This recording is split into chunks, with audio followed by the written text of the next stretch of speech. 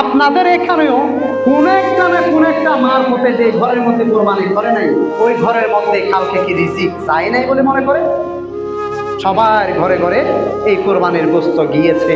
তো এই যে কোরবানির গোস্ত যাওয়া, কোরবানিগুলো যদি হযরত আদম আলাইহিস সালামের জমানার মতো হতো, আসমান থেকে আগুন এসে যার কোরবানি কবুল হয়েছে সেটা যদি পুড়ে ছাই করে ফেলতো, গতকালকে যতগুলো মানুষ কোরবানি করেছে তার অর্ধেক মানুষও কোরবানি দেওয়ার জন্য মনটা চিন্তা করতো। 1.5 লক্ষ টাকার গরু এটা যদি আগুন এসে পুড়ে ফেলে, তাহলে আমি তো কিছুই পাইলাম না, সব তো শেষ।